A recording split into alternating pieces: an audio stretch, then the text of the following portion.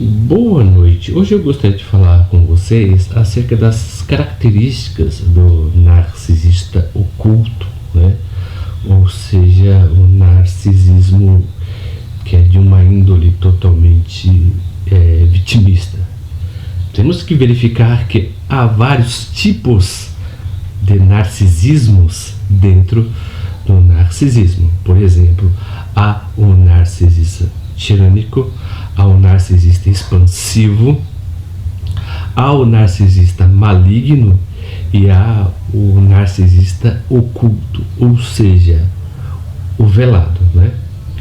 Se verificarmos as características do narcisista oculto, ou seja, o velado, que você não vê ele totalmente direto, porque já diz o termo oculto, você não vê à primeira vista, você verifica que ele é totalmente ressentido, tá? Por quê? Porque as pessoas que têm essa índole, né, vamos dizer assim, vitimistas, na verdade, acerca do mundo, acerca da sociedade, acerca do outro, na verdade, são pessoas que são totalmente ressentidos, tá? Ou seja, o mundo sempre lhe deve algo. O mundo não reconhece pelo pouco que ele faz, ou seja, pelo pouco de esforço que o narcisista ressentido faz, ele já acha que é digno por esse mínimo esforço. Por quê? Porque ele sempre vai vincular, na verdade, o seu mérito, não vinculado ao seu esforço, mas sim ao seu desejo de se expandir. Como ele não consegue se expandir porque o mundo e as pessoas o oprimem, ele se blinda, né? E ele começa a justificar a sua autoblindagem, né? Então é por isso que eles continuamente terceirizam seus fracassos, né? Ou seja, também eles se acham pessoas excelentes, tem uma concepção hermética do mundo, como o mundo deveria ser e como as pessoas deveriam ser. Mas na verdade, né, os mesmos não se põem a provas, porque sempre temem ser totalmente rejeitadas, né? Então, por exemplo, como ela não consegue provar o seu valor referente ao outro, ela sempre vai diminuir o outro. Mas por que ela vai diminuir o outro? Porque ela se sente diminuída por aquela pessoa que muitas vezes é mais bonita, mais inteligente, mais capaz, mais desinibida, tá? Então é por isso que ele sempre se hermetiza e, sabe, sempre vai colocar o seu fracasso, na verdade, né, em relação ao outro, né? Então é por isso que os narcisistas, eles sempre baseiam, né, as suas fraquezas, na verdade, os seus fracassos em elucubrações, né, e teorias de conspiração. Por quê? Porque ele se sente totalmente ameaçado pelos outros. A realidade o oprime. Então, a sua vida ela é totalmente imaginária, né? Ou seja, a sua vida sempre se baseia naquilo o que ela acredita ser o mundo e não como o mundo é. Então, você tem que tomar muito cuidado com pessoas que têm solução para tudo, né? Porque essas pessoas que têm soluções para o mundo são pessoas que menos se expõem, né? Ela tem uma concepção do mundo já formatada, capaz de mudar e moldar o mundo, mas a mesma não coloca a prova, porque se ela colocar a prova, o que vai acontecer? Se seus planos forem totalmente destruídos, ela não vai verificar, na verdade, a sua fraqueza, na verdade, o seu fracasso referente à sua inutilidade, mas sim em que o outro, na verdade, quis derrubar, tá? Então, dentro até mesmo desse aspecto, né, o narcisista oculto, ele não vê mérito em nada, mas sim direitos. O que é isso? Ele não vê o mérito no outro, né? Ele vê sim os méritos vinculados a ele e ainda aos seus próprios desejos de grandeza. Como ele vive em um mundo totalmente hermético e fechado, não coloca à prova o outro que se supera, ou que tem um bom trabalho, ou tem um bom relacionamento. Ele vai falar que essa pessoa, na verdade, roubou o lugar que era merecido dele, Então, por isso que ele tem essa característica totalmente invejosa, né? Até veio a etimologia da palavra invidere, aquele que não vê. O invejoso é aquele que não se vê invejoso. Ele sempre se sente invejado. As pessoas o querem derrubar. As pessoas são conspiratórias em relação a ele. Mas verificamos que esse inimigo é totalmente imaginário, tá? Porque como ele se sente totalmente ameaçado e tem uma concepção da realidade totalmente distorcida, ele sempre vai procurar inimigos onde não existem. Então, o narcisista oculto, ele acredita, na verdade, ser digno de tudo, né? E com um menor de esforço possível. Então é por isso que a culpa, na verdade, nunca será dele, né? Mas sim referente ao outro que tentou lhe roubar tudo aquilo que lhe é de direito, né? E ele também, como as pessoas tentam o ajudar, na maioria das vezes, essas pessoas no final do relacionamento é que são culpadas por tentar ajudá-lo. Por quê?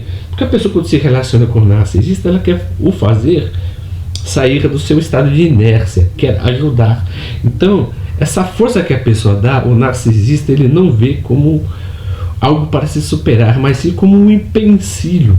Ou seja, ele quer que as pessoas dê para ele não quer lutar para conquistar. É por isso que a adversidade, né, para o narcisista é uma espécie sempre de empecilho. Ou seja, ele sempre reclama porque sempre se vê como o centro do mundo. Os seus desejos e as suas necessidades estão, né, no centro, estão no seu umbigo. Ele sempre se acha, né, na verdade, melhor que todas as pessoas. Ele não tem que provar para ninguém que ele é melhor. Ele simplesmente acredita que é melhor. Você vê que o mundo dele é totalmente imaginário. Ele formata todo mundo a sua concepção de mundo, e essa concepção de mundo que ele cria tem solução para todo mundo, na verdade. Mas essa solução não é caso de solução, é caso de domínio mesmo. Então, como o narcisista oculto não consegue se expandir, ele se fecha em si mesmo, tá? Fica recluso e fica acusando todo mundo acerca do seu insucesso. Então, o seu insucesso e o seu fracasso é sempre vinculado às outras pessoas. Então ele sempre vai justificar as pessoas também por causa da sua inabilidade, né? Por quê? Porque ele não consegue se moldar à realidade, às circunstâncias, na verdade. É as pessoas que têm que se moldar aos seus desejos. Então temos que verificar que ele é um ser totalmente frágil. Há uma falsa humildade dentro do narcisista oculto. Há uma falsa humildade, uma falsa inteireza, uma falsa, sabe, uma falsa bondade. Então vemos que essas capas, esses escudos, na verdade, que ele usa é simplesmente para se blindar, tá? Então ele sempre vai se blindar não só do mundo das pessoas que ele acha que querem lhe derrubar, mas também das pessoas que querem lhe ajudar, porque sempre vai justificar isso para poder ficar em seu mundo, que é totalmente recluso, hermético, né, e fechado. Então somente aquelas pessoas que entram em contato realmente com um narcisista oculto sabem que ele é totalmente feito em camadas, né? A camada da aparência, né, que ele vai conduzir a pessoa pela sua imagem de um bom moço ou uma boa moça, uma pessoa que sabe conversar bem, uma pessoa que é muito educada. Então você vê que essas características são muito mais frágeis. Então quanto mais frágeis essas características do narcisista oculto, mais perigosa, na verdade, ele é. Porque o seu mundo é cheio de elucubração. Como ele não tem coragem de fazer nada, o seu poder está em que? Manipular as pessoas para realizar as suas vontades. Ele se fazendo, olha como eu sou triste, olha como eu sou melancólico, olha como eu sou depressivo, olha como ninguém me ajuda, olha como o mundo não presta, olha como eu sou injustiçado. Então essa é a característica, tá, do narcisista oculto. Então o narcisista oculto, ele sempre vai se ver vítima de tudo e de todos. Então ele tem essa falsa humildade. Ninguém sofre mais do que que ele. Por quê? Porque se você conversar com um narcisista oculto e falar algum problema, ele é totalmente indiferente ao seu problema. Ele sempre vai falar o quê? Que sofre mais do que você.